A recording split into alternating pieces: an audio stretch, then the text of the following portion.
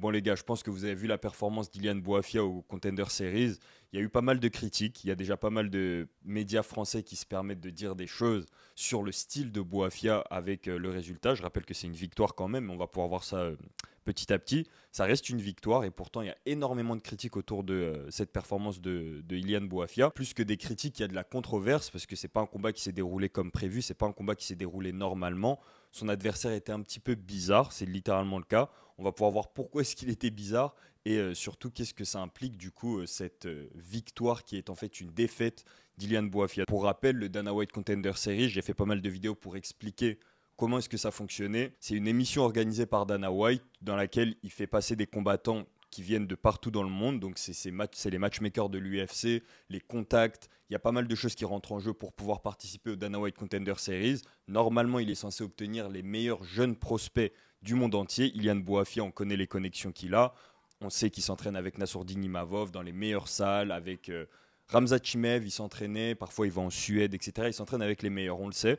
Et donc ça explique peut-être le fait qu'il ait eu l'opportunité d'aller combattre au Dana White Contender Series. Pourquoi est-ce que c'était en plus une plus grande opportunité que pour d'autres combattants? C'est qu'il était en main event, c'est-à-dire qu'on l'attendait, c'est lui qui était en tête d'affiche de cet événement pour la première semaine du Dana White Contender Series de cette saison, en tout cas 2025. Dana White avait beaucoup d'attentes pour ce combat, manifestement, vu à quel point il était déçu à la fin, mais on va y arriver. Le but de cette émission, c'est pas de gagner, c'est d'impressionner Dana White, de lui montrer sa personnalité en plus de ses skills dans la cage. Ilian Boafia, il a montré ses skills dans la cage. Maintenant, en termes de personnalité, c'est assez bizarre parce que on sait que les combattants qui parlent anglais ont toujours un avantage. Dans cette émission, c'est un avantage incroyable que de parler anglais. C'est presque comme si ce n'était pas une émission qui était appropriée pour les étrangers. On a eu cet exemple justement avec Nimias, l'adversaire du coup d'Ilian Boafia dans ce combat-là, qui a essayé de rattraper son retard en faisant du trash talking pendant le combat. Donc en fait pour faire du show plus que de la performance sportive. Et il n'avait pas complètement tort de faire ça. Mais du coup Ilian Boafia, c'était pas du tout une option pour lui que d'essayer de trash talker ou d'essayer de faire du show pendant le combat avec sa bouche. Il pouvait que montrer avec ses poings. Et le problème, c'est qu'en fait, il a un style qui est excellent. Il est excellent le style d'Ilian Boafia. Comme l'a très bien dit Antoine Simon pendant le combat, c'est un style de sniper. Il s'entraîne avec Nassourdine Imavov, ça se voit. Son frère est un boxeur, ça se voit. C'est clean ce qui nous fait Ilian Boafia, c'est un gaucher en plus. C'est vraiment clean. Le problème, c'est que s'il ne met pas KO, on voit pas de spectacle. Les gens parlent de son style comme s'il a un style ennuyeux, mais je rappelle qu'avant Paulin Béguet, il n'avait pas de victoire par décision. Toutes ses victoires, c'était des finishes. Et c'est vrai que le style qu'il avait montré face à Paulin Béguet, pour le coup, j'étais dans la salle à ce moment-là, à la res, j'étais en mode, c'est vrai qu'ils sont timides. Des deux côtés, ils sont timides. C'est pas le style le plus spectaculaire. On n'a pas pu vraiment voir le génie, entre guillemets, d'Ilian Boafia dans ce combat face à Paulin Béguet. J'avais pensé ça. Ici aussi, c'est ce que beaucoup ont pu se dire. Sauf qu'ici, c'est pas de sa faute.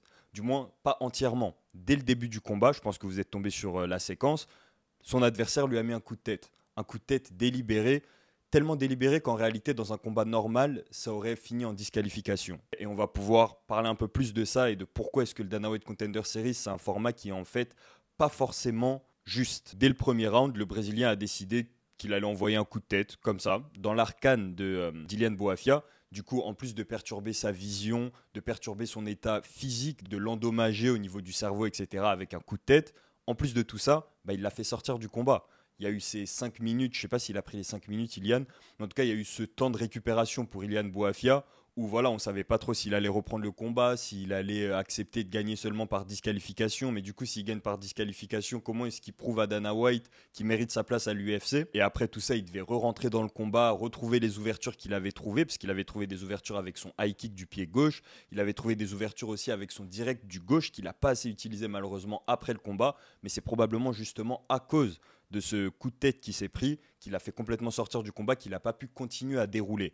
Mais ça se passait extrêmement bien pour Ilian Boafia au début du combat. N'omettons pas ça, n'oublions pas complètement la première partie avant le coup de tête. D'ailleurs, on va regarder la séquence de Dana White qui commente justement ce main event et qui parle de l'avant headbutt et l'après headbutt, l'avant coup de tête et l'après coup de tête. Le combat a complètement changé après le coup de tête. On va écouter ce qu'il a dit Dana White.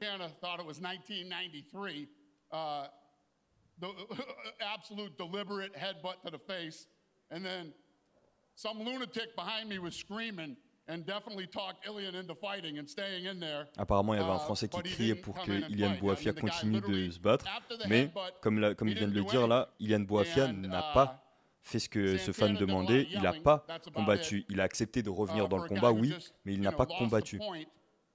I felt like, he should have come out and tried to finish the fight. He didn't do anything after the headbutt either. Et de l'autre côté, The judge that had that thing. et après il parle du problème des points, etc. De l'autre côté, Nimias, pareil, l'adversaire d'Ilian Boafia, lui aussi, après le headbutt, il a fait que parler. Mais il n'a pas fait grand-chose. Oui, il a un peu plus proposé, puisqu'Ilian Boafia, de l'autre côté, il était un peu diminué par le coup de tête. Mais du côté de Ilian Boafia, limite, il fallait refuser de reprendre le combat si ce moment-là l'avait tant affecté que ça. Du moins, c'est ce qu'explique Dana White, qu'il y a eu un avant headbutt et un après headbutt. Après, il a été un peu dur sur ce qu'il a dit sur les deux. 30-26, that's insane. I had to fight a draw. The fight was a draw. The fight was weird, and I'm not interested in either one of those guys. Donc pour lui, Ilian Boafia a remporté le premier round, évidemment. En plus, il y a eu le retrait du point à cause du coup de tête.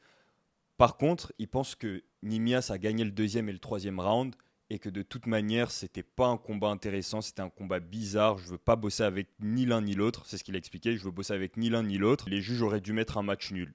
Donc selon lui, c'était un match nul. Moi, je pense que c'était quand même une très claire victoire d'Ilian Boafia à cause du fait qu'il a largement remporté le premier round et qu'en plus, il y a un point qui a été retiré à l'adversaire. Maintenant, je comprends l'argument général de Dana White. Si vraiment tu es prêt à revenir dans le combat, alors reviens pour vraiment combattre. Et encore une fois, c'est facile à dire. Ilian Boafia, il n'allait pas combattre d'une manière différente qu'il a l'habitude de combattre. Même les fois où il a mis des finishes, il était quand même assez mesuré pour, on va pas dire attentiste, mais voilà. Les deux étaient attentistes, en tout cas dans ce combat de toute manière. Mais Ilian Boafia, il était intelligent dans son approche. En face, il avait quand même un adversaire qui avait 7 victoires, 7 finishes, dont 6 KO. C'est pas un adversaire contre qui on va juste se jeter, évidemment, surtout pas au Dana White Contender Series. Il allait pas servir d'highlight pour le Brésilien. Il a commencé patiemment, doucement, il a cherché les ouvertures, il a fini par les trouver, que ce soit avec le high kick ou avec ses points. Et c'est vraiment dommage par contre qu'il glissait beaucoup sur le high kick, il glissait énormément Ilian Boafia. Il y a pas mal de combattants UFC qui expliquent que ça glisse, la cage elle glisse à l'UFC. Et qu'ils doivent trouver des moyens de mettre de la colle sur leurs pieds, etc. Il n'y a pas que Doumbé au PFL. Il y a aussi des combattants comme Rampage Jackson et d'autres combattants. De toute façon, on en voit beaucoup tous les jours à l'UFC qui glissent sur ce canvas, sur ce sol de cette cage de l'UFC. Donc voilà, peut-être que c'était quelque chose dont Ilian Boafia n'était pas habitué. On l'a vu glisser vraiment beaucoup de fois, je crois 2 ou 3 fois dans ce combat, sur ce high kick qui malheureusement aurait pu être décisif. Du moins, ce qui est malheureux, c'est qu'il glisse. Il glisse sur le coup qui aurait pu être décisif et qu'il arrivait à trouver à répétition dans le combat. Donc c'est vraiment dommage. Maintenant, ce qui est étonnant, c'est que quand il a fini le combat, il a expliqué à la caméra, Ilian Boafia, qu'il a été diminué par le coup de tête et que c'est pour ça qu'il n'a pas pu faire la meilleure performance tout au long du combat. Peut-être que ça a gonflé. Mais ce qui est surprenant, c'est qu'au premier round, après le coup de tête, il a quand même réussi à prendre une position dominante sur son adversaire. Il a réussi à trouver quelques ouvertures, même après le coup de tête. Mais une fois qu'on est passé au deuxième round, c'est comme si, c'est pour ça que je dis peut-être que ça a gonflé, c'est comme si on a vu les effets du coup de tête à partir du début du deuxième round où Nimias Santana a commencé à un peu prendre plus l'avantage, etc. Maintenant, la vérité, en tout cas ce que je pense sur cette émission, c'est que le fait qu'elle soit basée seulement sur le show, c'est un problème. Des combattants comme Ilian Boafia qui ont un style qui est mature, qui est littéralement apparentable à celui de certains combattants qui sont actuellement à l'UFC, ils ne peuvent pas rentrer à l'UFC par ce biais à cause de ça. En plus de ça, ils ne sont pas à l'abri d'avoir un combattant qui met un coup de tête, mais ils ne sont pas non plus à l'abri d'avoir un combattant qui est trop attentiste, qui est trop passif et donc qui propose rien. Il faut que le combattant, ça se joue à deux.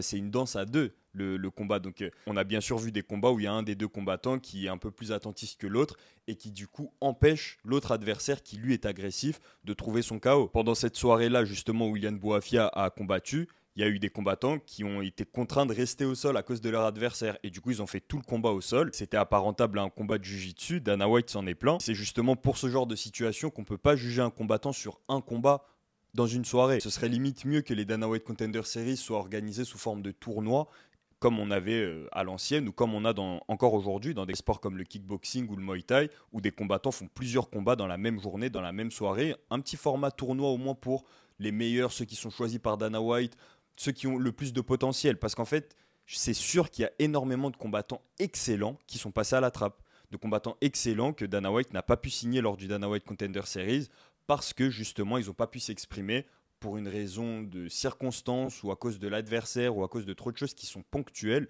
un autre problème du coup de cette émission, parce que là au pire on peut dire que c'est aux combattants de trouver le game plan parfait pour impressionner, etc. Ok, mais le problème auquel les combattants ne peuvent rien faire, c'est le problème des disqualifications.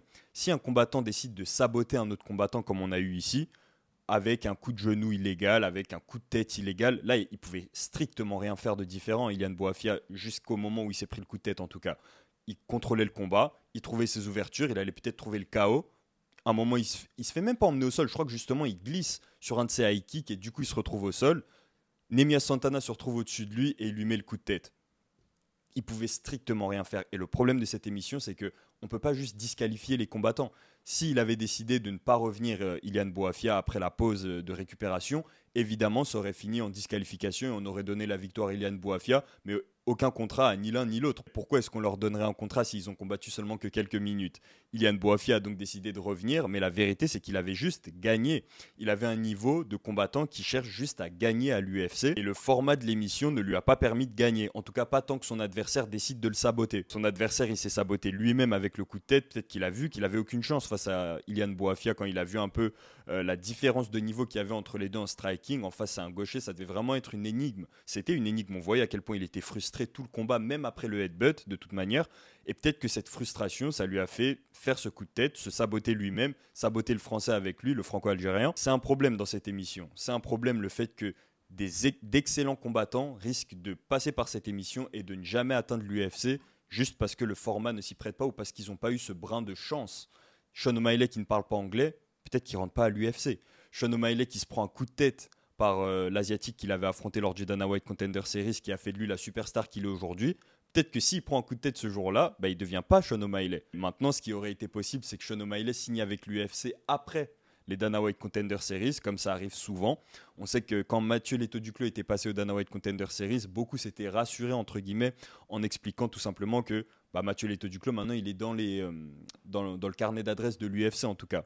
Ils ont vu son profil, ils ont parlé avec lui, il les a intéressés d'une manière ou d'une autre. C'est la raison pour laquelle ils l'ont pris dans cette émission de toute façon. Donc si un jour il se passe quelque chose, on peut l'appeler. Je vous rappelle que Kevin Holland, un des combattants les plus actifs de l'histoire de l'UFC, un des combattants les plus actifs aujourd'hui, qui pourrait devenir le combattant le plus actif de l'UFC, qui est une superstar aujourd'hui, Kevin Holland, il avait participé au Dana White Contender Series, il n'avait pas remporté de contrat. Dana White n'en voulait pas, il parlait pendant le combat, ça faisait presque pitié. Dana White expliquait justement que ça lui plaisait pas du tout le fait que Kevin Holland parle dans la cage sans rien faire de particulier en même temps, de tout miser sur le fait de parler. Mais du coup, Kevin Holland, quelques mois plus tard, il s'est retrouvé à l'UFC comment? Dana White, il a eu un problème avec un de ses combattants et il s'est dit est-ce que vous pouvez ramener Big Mouth, le mec qui parlait beaucoup la dernière fois au Dana White Contender Series, il peut venir en remplacement.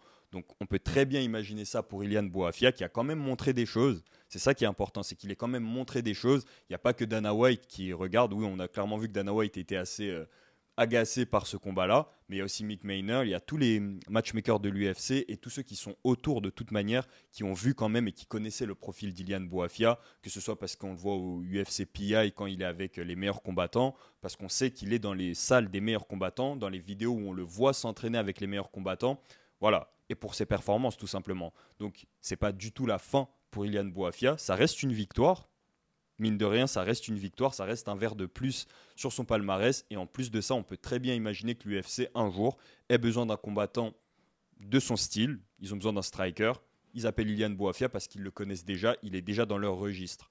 C'est le meilleur scénario auquel on peut s'attendre, en tout cas pour la suite. Ce qui est frustrant, et c'est The Fight Club, un média français, The Fight Club, qui l'a un peu relevé, c'est qu'il a le niveau UFC, c'est clair. Il a montré qu'il avait le niveau UFC justement, sauf que dans cette émission, c'est pas le but. Le but c'est pas de montrer que tu as le niveau de battre des gens à l'UFC, le but c'est d'impressionner Dana White. Et donc il faut respecter la consigne de l'émission. Là, il a combattu littéralement comme s'il était à l'UFC, il était focus, il essayait pas de faire de show et on va pas non plus tout blâmer sur le coup de tête évidemment, et le style d'Ilian Boafia, ça reste un style où il faut déjà être à une certaine position pour pouvoir se permettre de le faire. Ou du moins, il faut avoir la chance de trouver the shot, de trouver le coup qui va mettre KO au bout d'un moment. Il aurait quand même pu choisir d'être un peu plus agressif, comme je l'ai dit. Son point gauche, il l'a pas assez utilisé. Il était vraiment en position de l'envoyer, surtout vers la fin du 3e round. C'est un scénario très particulier qui vient d'arriver à l'Algérien. Il n'a pas eu de chance, soyons honnêtes. Maintenant, il reste de bonnes choses à en tirer. Le début du combat, le fait qu'il ait réussi à tenir tout le combat malgré cette blessure, ça lui a donné une sensation de la meilleure organisation, puisque je rappelle que c'est la vraie cage de l'UFC. L'entrée à l'UFC, il a vécu comme un UFC Apex en fait. C'est un énorme gain d'expérience aussi pour ce jeune combattant. On n'est qu'au début, il est toujours invaincu. Il n'y a pas mort d'homme. Là où c'est un peu dommage, c'est que s'il avait réussi à obtenir un contrat de l'UFC, il aurait enchaîné ensuite avec ce week-end la potentielle obtention du titre UFC de son coéquipier Khamzat Chimaev. Vous n'êtes pas sans savoir qu'il s'entraîne avec lui régulièrement et ça depuis des années. Khamzat Chimaev contre Dricus du Plessis, c'est ce week-end. Je vous fais une vidéo juste après celle-ci dans laquelle je vous donne mon pronostic, mon analyse entre guillemets à l'approche de ce combat. On a déjà les embedded qui sont sortis. On voit un peu la mentalité des deux combattants à l'approche du combat. Au niveau de leur style évidemment, on les connaît, donc restez à l'affût pour cette vidéo. D'ailleurs, ce week-end, il n'y aura pas que ce combat-là qui est intéressant. On a aussi le retour d'MVP, entre autres. Si vous voulez parier sur tous ces combats-là, n'hésitez pas à parier sur l'application Winamax. Je rappelle qu'en ce moment, Winamax vous rembourse jusqu'à 100 € en cas de perte. C'est une offre qui est valable seulement sur votre premier pari. Pour en profiter, il vous suffit de cliquer sur le lien dans la description et de rentrer le code KBA. Comme d'habitude, pariez responsablement. Je rappelle que ces jeux sont strictement interdits aux mineurs. On se retrouve dans la prochaine vidéo pour parler du combat entre Khamzat Chimaev et Dricus du Plessis. Peace.